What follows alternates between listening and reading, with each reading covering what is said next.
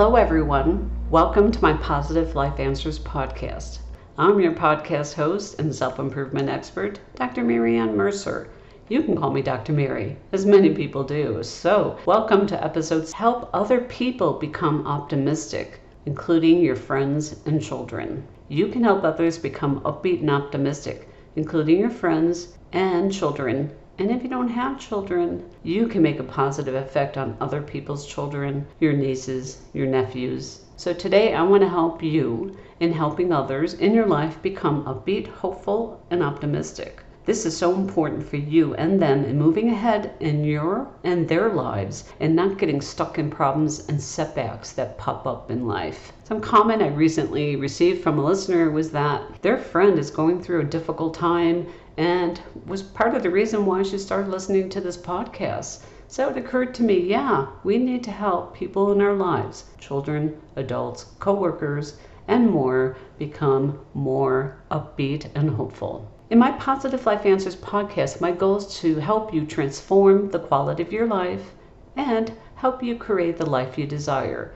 The goal of my podcast is to help you make improvements and changes in practical and empowering ways. I want to empower you. So let's create the best life ever for ourselves and for others in our lives that matter. In my Positive Life Answers podcast, my goal is to help you transform the quality of your life and to also help you create the life you desire. The goal of this podcast is to help you make improvements and changes in practical and easy and empowering ways. So let's create your best life ever. If you are new and just discovered my podcast, a big welcome. Thank you for joining us. I'm glad you found me. So don't forget to follow the podcast so you don't miss out on future episodes. So just hit that follow button on whatever platform that you're following me on now. And a big thank you for those who are continuing to listen to my podcast and supporting my podcast. Please don't keep me a secret and share with somebody who would benefit from these podcasts. Thank you for your email messages and questions.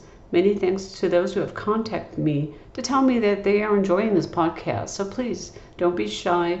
Let me know. And that means a lot to me. So today's topic, help other people become optimistic, including your friends, children, and people you interact with daily in your lives. Many podcast listeners or workshop participants, or even people I work with on intensive coaching, made this kind of request. They say, optimism methods you show us are great and improve our lives. How can I help other people I love and care about become more optimistic and learn how to get through and solve their problems?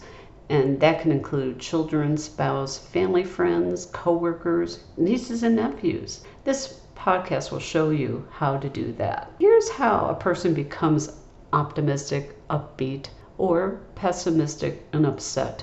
One day, as my husband and I walked down the street, we observed how people learn to become pessimistic or optimistic. A little kid was running incredibly fast down the sidewalk during our walk in the neighborhood. All of a sudden, they fell down. They fell down so hard I thought they were going to break the concrete sidewalk. As they picked themselves up, the mother rushed to their side and frantically screamed, "Oh, my little darling, are you okay? Oh, I bet you broke something. Are you bleeding? I bet you're hurt. Where do you hurt? Are you okay? Oh my gosh." Just then the mother almost burst into tears, and half a second later her child began to burst into tears. A minute later, we saw another little kid running incredibly fast on the same sidewalk. All of a sudden, they fell really hard.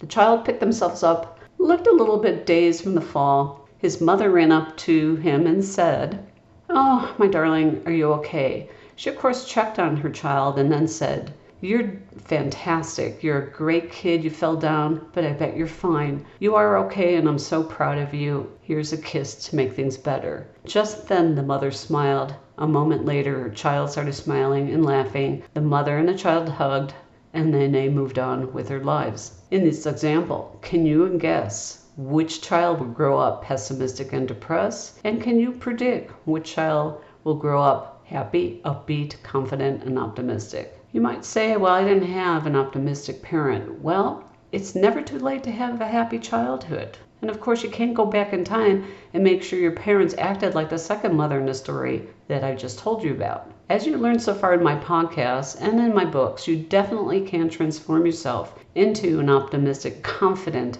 person. Now, let's turn to a glorious ability you possess, even if you don't realize it. You can possess the ability to help other people become more optimistic. You can do this with the people you love and deeply care about, including your children or your spouse or other people's children's and your nieces and nephews. And you can also lead the way for your work environment, helping your coworkers develop greater optimism. We touched upon that optimism in the workplace with our episode with Dr. Mercer. But here are more specific tips you can practice after learning about this today in this podcast. So listen up here. Your powerful influence on others is really important to realize. So you are an influence and you leave impressions on other people no matter who they are in your life. So why not become an optimistic role model? You help people develop greater optimism when you are a good role model who oozes optimism and happiness. Doing so requires you to use methods that I taught you about earlier in my podcast series and in our optimism book. So if you have a chance, go listen to episode 3 and 4 on some basic tips about how to be happy and optimistic. These are 60-second tips to instantly feel optimistic. You help people develop greater optimism when you are a superb role model who oozes happiness and optimism. Doing so, though, requires methods that I taught you earlier in my podcast series about instantly becoming optimistic, my 60-second technique. So if you're new to the podcast, please listen to episode 3 and 4. Also, you can get a copy of our Spontaneous Optimism books at our website, positivelifeanswers.com. And I just want to say at the end of this podcast for you new listeners, I will teach you a little bit about who I am and why you should listen to my podcast. But I'm going to put that at the end of the podcast so that the regular listeners don't have to sit through that again. But please stay tuned. Going back to how to be an optimistic role model. First, teach others through your own example, the key to your positive mind conditioning. And the key to positive mind condition is that you need to teach them and to yourself that you can only have one thought at a time in your mind. So most importantly, spread the word on this powerful yet seldom learned technique. You can only have one thought at a time in your mind. Let people see you focusing on that one thought at a time. That one thought at a time is a positive, upbeat thought and feeling. So that's really important. You can choose how you think and feel. Choose those optimism techniques that we talked about and that we'll talk about here. When your child, coworker, spouse, and friends and others see you dwelling on positive items, they get a clear picture of how they can do likewise. When a problem comes up, focus on solutions. Second, show them your upbeat attitudes, and you can do this a number of ways. Most important of all, constantly do the following. Focus on solutions, not problems. And in everyone's life, problems pop up. Don't stay stuck in complaining. Acknowledge the situation, acknowledge your reactions. Don't get reactive by getting hysterical about it. And then move on. Avoid complaining. After all, pessimistic and sad people dwell on complaining, and they don't focus on solutions to their problems. Happy, optimistic, healthy people focus on coming up with solutions and then carrying them out. Other upbeat attitudes you need to exhibit in your everyday actions include you showing others that you expect the best. You have a strong ambition to achieve what you want in your life. But you are flexible. You have to demonstrate flexible thinking to others, including admitting when you're not right on target or wrong and changing your mind when you discover better ways to do them.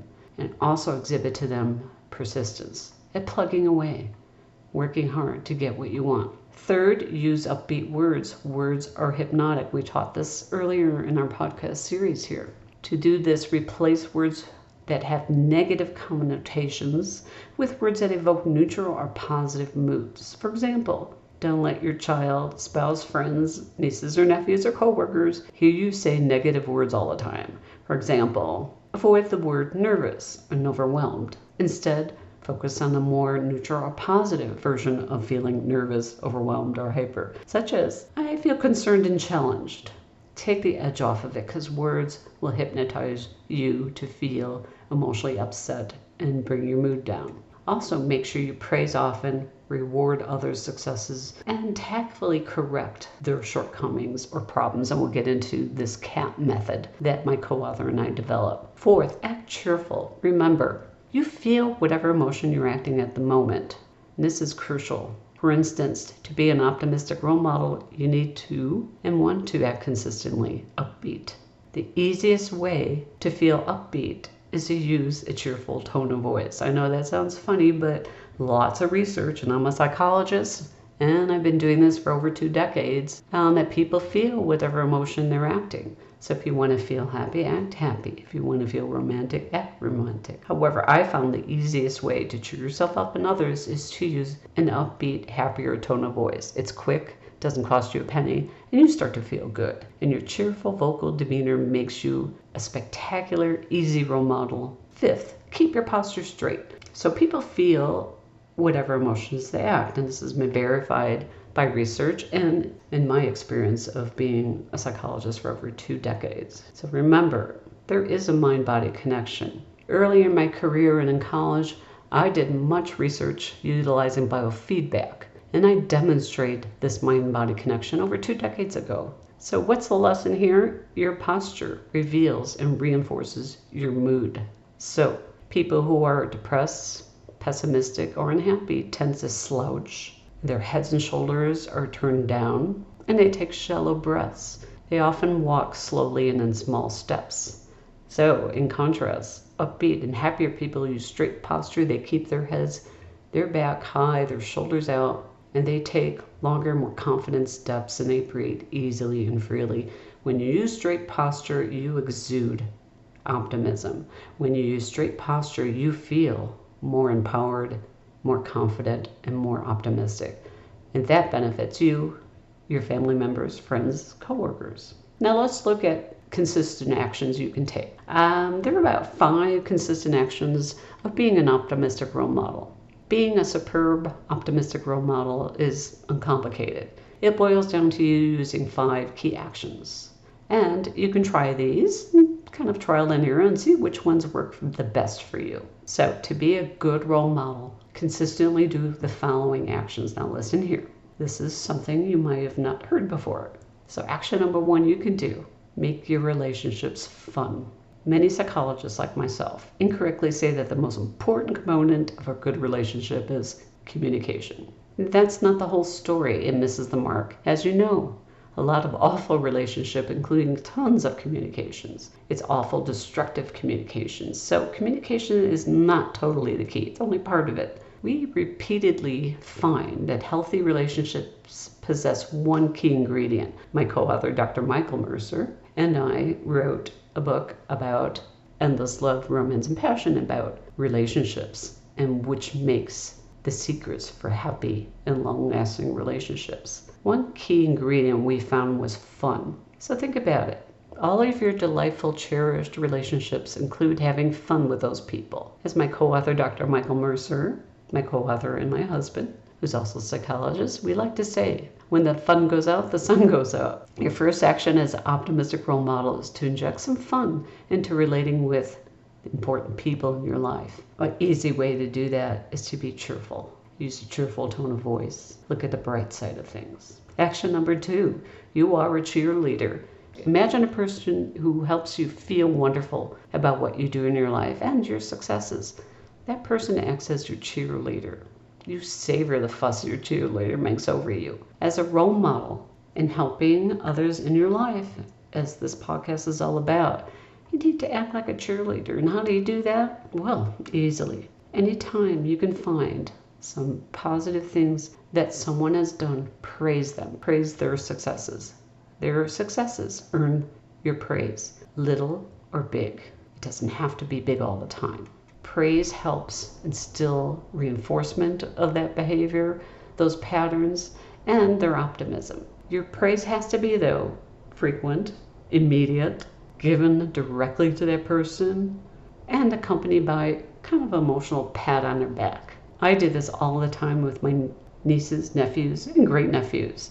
I tell them when they've done the simplest thing as having passed a test, having done some volunteer, whatever it is they do, I immediately say to them, that's wonderful. I am so proud of you. If you ask my family members, what does Aunt Marianne say to you? They'll say, she says, I am proud of you. And anytime I've ever said that, they have this smile on their face and it really sinks in. So remember, we can't all be heroes because somebody has to sit on the curb and clap as people go by in life. So that was a quote by Will Rogers. I love that. Action 3, show empathy, not sympathy for other people's feelings. People love and need to have their emotions listened to and understood. Superb role models do this with empathy and not sympathy. Empathy means that you show you understand their feelings, mood, and reactions. Do not use sympathy. Sympathy, doing so means you get entangled into their emotional feelings, reactions, their emotional webs, and you experience the same feelings as them. While okay to do that for a very short while, you get caught up in their feelings and you can't help them. Little children show sympathy when they cry while they watch other people cry. In contrast, mature adults and useful role models tend to empathize, not sympathize. So when people in your life feel a negative emotion, you provide a great role model when you do the following. Listen here. Show that you understand and care about their pain, but do not feel or take on their pain. You need to be that 2 feet on the ground to say that you understand and help them figure out what to do from that point on.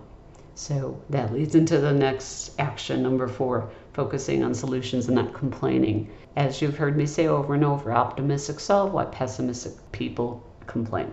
As a role model, use this fact of optimistic life. Do not complain. Instead, show them that you constantly focus on turning your problems into opportunities or solutions.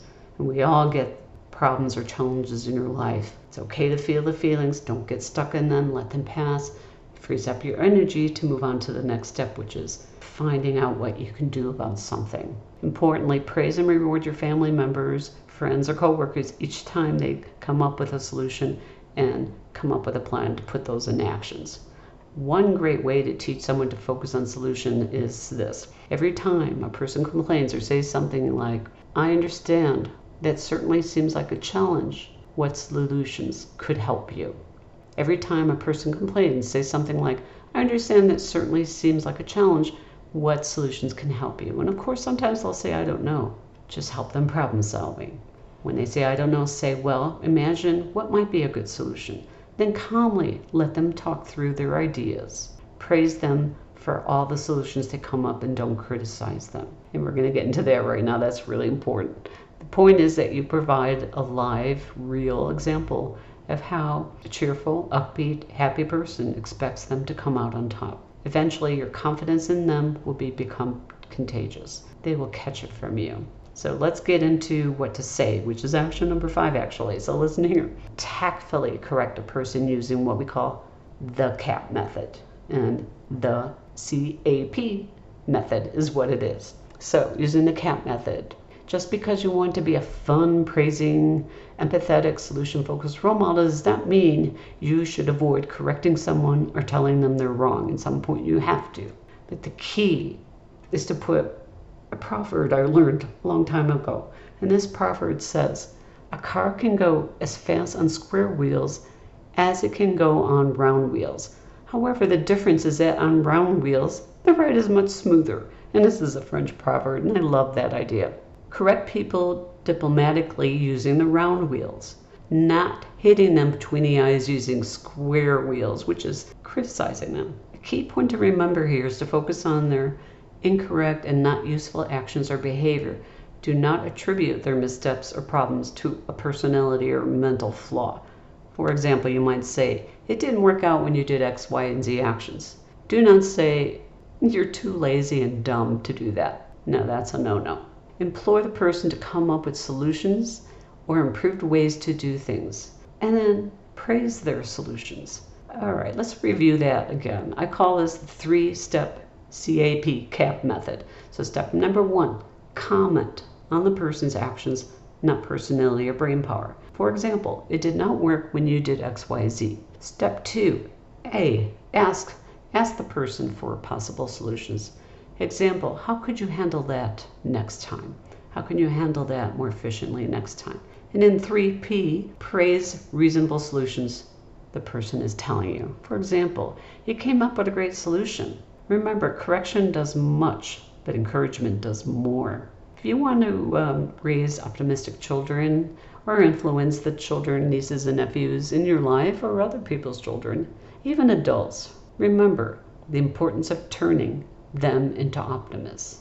One of the most profound influences someone can exert to help a child become optimistic is that, after all, an upbeat approach to living helps a child develop into a healthy, prosperous, and happy adult. Isn't that what we want for everyone in their life? If you're not a parent, you can still use these methods. Apply these methods to your nephew, nieces, students, or other children and adults. You can make a very profound difference in their lives. Importantly, keep in mind that other people, children or adults, can catch your emotions, and children can catch their parents' emotions. For example, university researchers, and in my research on optimism for my book, Spontaneous Optimism, Proven Strategies for Health, Prosperity, and Happiness, that you can get on my website, we have all found that the links between parents' emotional maturity and their child's successes in everyday life is strong. Sure enough, emotionally mature parents raise children who perform better in school and in particular in life.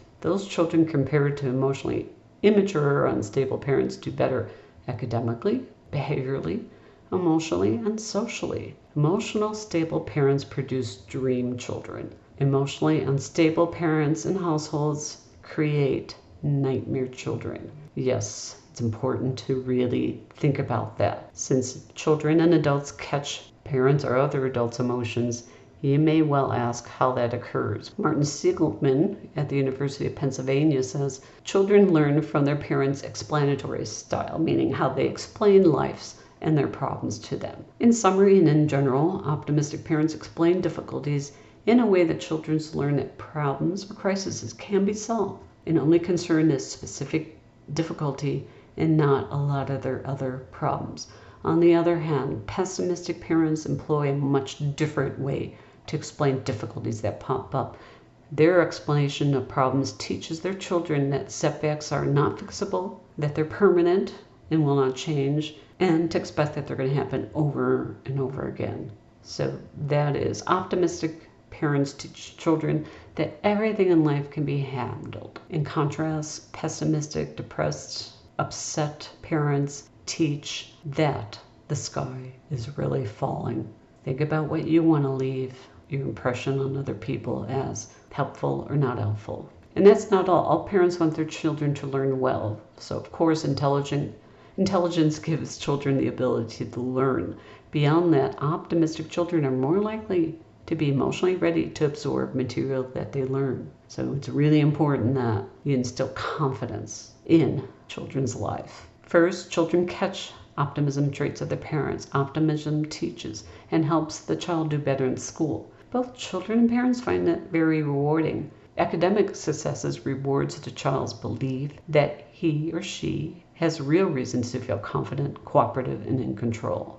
In a classic research and experiment with high achievers confirmed these initial thoughts. Harvard psychologists found that parents of high achieving kids exhibit a can-do quality or attitude. They are open-minded, expect the best, and they encourage and involve themselves in homework. So now let's talk about how you can instill optimism in the people around you, and if you have a child, in their lives. Instilling optimism in your child and individuals in your lives. So as promised, I will show you how to raise optimistic children and make a really important impact on adults. To do this, recommend the following 5 actions of an optimistic role model. Action 1, have fun with your children. We have appeared on many talk shows, and one show dealt with mother-daughter relationship. It featured 6 mothers and their daughters. Some of them shared delightful relationships, while other ones were just riddled with fighting and hurtful feelings. So before the show, my co-author and I, Dr. Michael Mercer, and I talked privately with the mothers and daughters. One question we asked them was, what is the most striking thing about your relationship? That phrase could have been taken in either a positive or negative light, and the answers these mothers gave proved very revealing. The mothers and daughters who bickered a lot launched into a myriad of disagreements and grudges. On the other hand, mothers and daughters who cherished being around each other said the same thing, that the most striking ingredient in their relationship was fun, and that they enjoyed each other. During the show, the host gave us some psychological commentary on a number of topics, but we pointed out that fun and not just communication is a primary trait of healthy, enjoyable mother-daughter relationships in that TV show. The lousy mother-daughter and mother-child relationships had tons of communications. However, they consistently communicated discord, disgust, and discomfort with each other. In contrast, the mother-child successful and upbeat relationship had an aura of fun. They tremendously enjoyed doing activities together. They focused on their commonalities and not their differences. They were non-judgmental toward each other, in other words. So why is fun a crucial ingredient in raising and having healthy relationships and children? It's easier to influence your child if your child enjoys being with you. You will have an uphill battle if your child considers you a chore to be near. So sit down with your child. Make a list of activities both you and your child would enjoy doing together, and jointly plan when you can make some time to do each one and carry that out. You are laying the seeds for having a reference point of good interactions with each other. Action number 2, you are your child's cheerleader. Think back when you were a child. Remember a time when you came home feeling proud of something you did at school, when you walked into your home and proudly announced your big accomplishments, and your parents oohed and awed and made a fuss over you. Just remember how wonderful you felt. You felt on top of the world. And what did your parents do that made you feel ultra special? They acted like your cheerleaders with you, and you loved it. Children need lots of positive remarks, praise, and compliments from their parents and other family members. These factors greatly influence their emotional and their attitude that they develop. When you act as their cheerleader, you start a magnificent chain reaction. And as I said before, as an aunt, I always focused on what they can turn around their problems to. I also recall fondly a situation where my nephew was having a little difficult time in high school, and he was feeling discouraged and saying, this is all screwed up, this is going to last forever. And I turned and told him what I'm about to tell you. Problems don't last forever, and this too will pass. So let's focus on what you can do to make things turn around. And several months after that, my nephew shared that. That really helped him change his focus, that things won't last forever. This is not how his life is going to be in the future. It empowered him. And I feel very proud as an aunt to share that with you. Second, just a reminder, your cheerleading serves as a great example that they can follow. Remember, optimists live to cheer, and pessimists or upset people live to boo or tear you down. When your child or someone else's child, as an important aunt or uncle, feels the warmth and enthusiasm of your cheering, they learn how to act. And sooner or later, they'll see another child do something, and then your child will compliment and help that child. Then that child will be more like your child. Children with friends have a good reason to feel comfortable interacting. Children with friends have good reason to feel comfortable interacting. That gives your child even more reason to feel optimistic, confident, and happy. So think up some ways that you can become your child's, your nieces or nephews, or your friends' children. Think about situations and think about each time that they feel proud that they tell you something and what you can do to cheer them on. So make a mental list of that right now.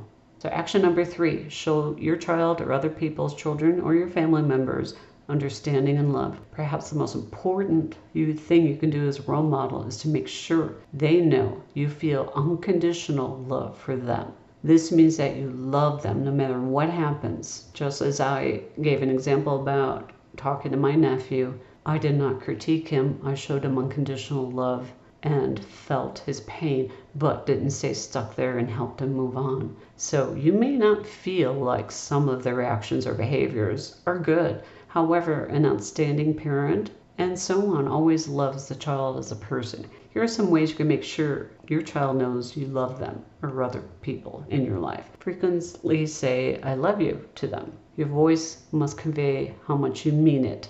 Also make sure your actions say this too. Give them uninterrupted attention. So spend some time with them. Make sure that when you're with them, listen while they tell you about their activities and feelings. Empathize with their emotions. Look at them saying, I'm with you and you're important to me. In fact, a common trait of emotionally disturbed or upset individuals is the feeling that they were not totally loved by at least one person in their lives. Their behaviors and uneasy feelings flow from such cravings of attention and love. Interestingly, many years ago, I worked with teenagers in a psychiatric hospital. Early in my career, and for many years after that, I discovered how this problem consumed many troubled teenagers. Many times in adolescence, unhappiness and depression was directly related to feeling unloved or lacking love and support from their parents. They did not have structure or a stable home environment as well. Often the teenagers' annoying acting out antics were a way to get attention, to get help, and to heal their emotional wounds. Sometimes you just need to sit and let them express their feelings. You need to listen without judgment. The reason why I did so well in helping families of teenagers that were having problems and also at that point, in a hospital for their behaviors, was that I sat without criticizing and judging them, demonstrating unconditional love and listening to what they had to say. And those teenagers had a lot on their mind. And at that point, I was the first person to listen to them, not scream and interrupt them. And I taught their parents how to do that. And guess what happened? Things got resolved. Their situations all improved. But keep in mind here that you don't always want them to be nonstop whining and complaining. Everyone hits bumps and potholes on the road of life.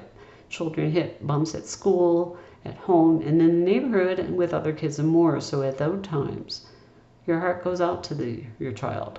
You wish they didn't feel all this, but to become an optimistic role model, you must muster up your courage to give empathy, but not sympathy, to your child, meaning I understand and care about your pain. I'm not going to feel and get stuck there.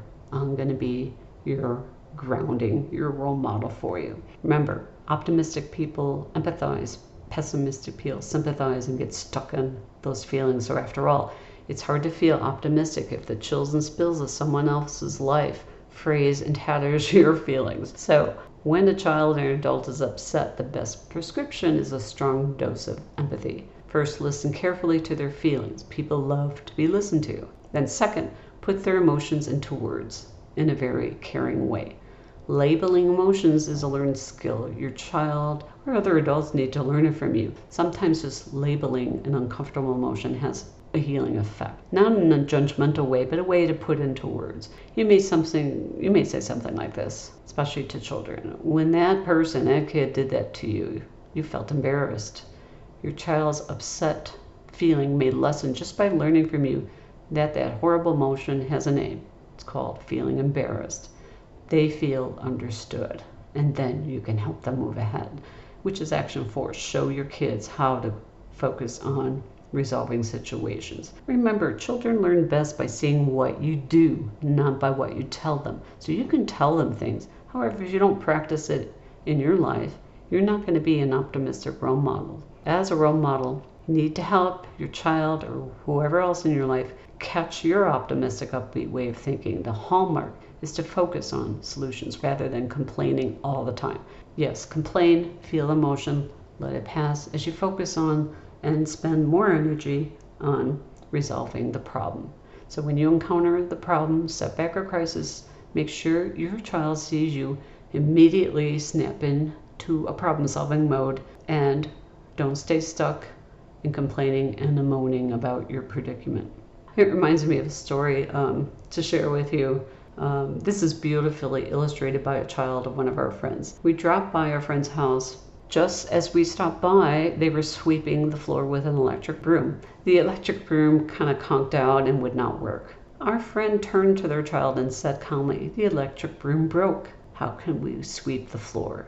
And the child stood there and pondered the question for a moment. And then with a big smile, they said, "Let's use a regular broom." Then the child ran into the closet, grabbed a couple brooms and a dustpan, handed one to the father, one to the mother, and said, "Let's sweep the floor together." When they finished, the little problem solver proudly said to their parent, "Do you need my advice on anything else?" And that was just an amazing moment. As I mentioned earlier, psychologists have found high-achieving children often come from families that encourage their children to problem solve. Showering praise was also a very important part of that, as we just talked about. Then action number 5, CAP. We talked about this earlier today, CAP. CAP, CAP correcting your child. So briefly, 3-step method is important. So number 1, C. C means comment on your child's actions or anyone else's, and do not accuse them of intellectual or personality imperfections. Next, A. Ask them to problem solve how to do much better in the future. And then lastly, P.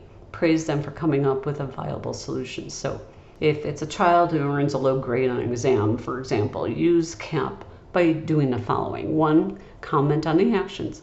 Oh, you earned a C- on this exam. Number 2, ask for a solution, saying, what else can you do to earn a better grade on the next exam? And C, as you listen to their explanations or solutions, P, praise them. After hearing a good solution, say, that's a great idea, and you can do that next time. CAP method really helps you implement the ingredients of optimism. So very importantly, and you can do this with your coworkers, adult family members, and friends. So think about that for next time you encounter these problems. And adults in the workplace using CAP, tell the person exactly what action you want every time that person deals with you. Do not comment on their personality. Do not comment and say what you don't want. So do not say, I could work with you better if you stop screaming like a crazed hysterical maniac. But do say, I can work with you better if you speak to me in a calm, focused tone of voice that conveys your respect for both of us. Do not say, I could work with you better if you weren't such a disorganized, messy person. But do say, I can work with you better if you handed me a list of exactly what you want me to do. So in conclusion, these tips and techniques are easy to use in your life. There's no excuse not to. Just practice them. Create a positive domino effect in your life. So let me know how this lesson I'm teaching you today lands with you. If you have any questions about it, feel free to email me directly at Dr. Mercer, that's DrMercer, at PositiveLifeAnswers, with an S at the end of answers.com. That's Dr. Mercer at PositiveLifeAnswers.com. Feel free to email me your questions and comments. And you could also go to the website, PositiveLifeAnswers.com, and just use the Contact Us form.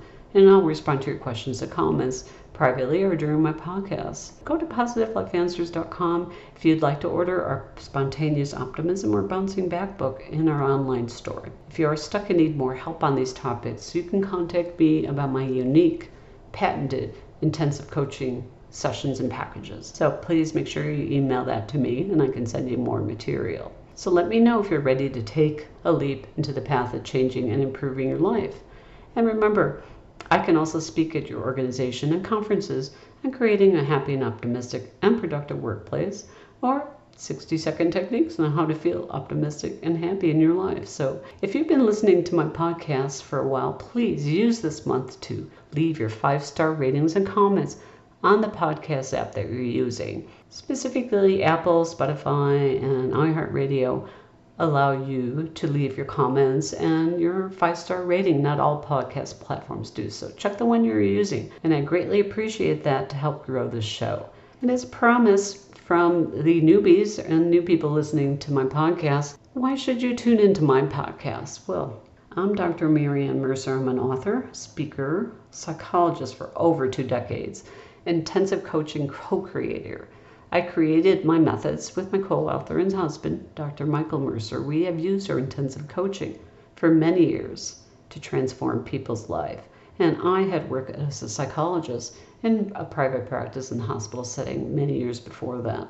We co-authored many books, including Spontaneous Optimism and other self-improvement books. My newest book is called Bouncing Back from Difficult Times.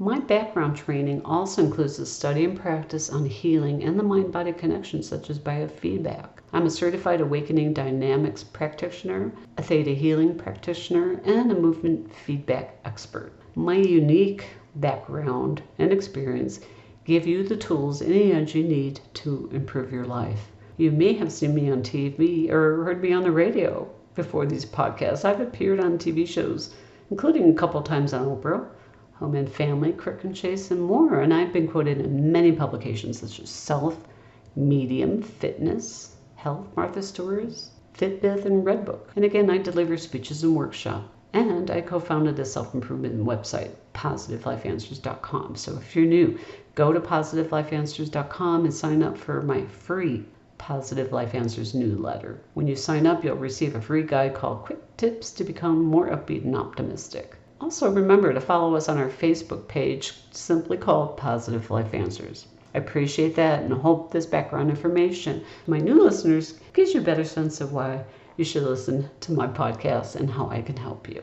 A note to my listeners, my podcast aims to provide useful information to my listeners. It's published with the understanding that your host, Dr. Mercer, is not engaged in rendering professional services such as counseling or therapy through the contents or comments of this podcast. If professional services is needed and sought by the listeners, such as counseling, therapy, or medical advice, then the listener is responsible for seeking the services of a competent professional. So contact your local psychological association or contact your primary care doctor for referrals to therapists in your area. So thank you for listening and make it a fantastic week. Positively, Dr. Mary.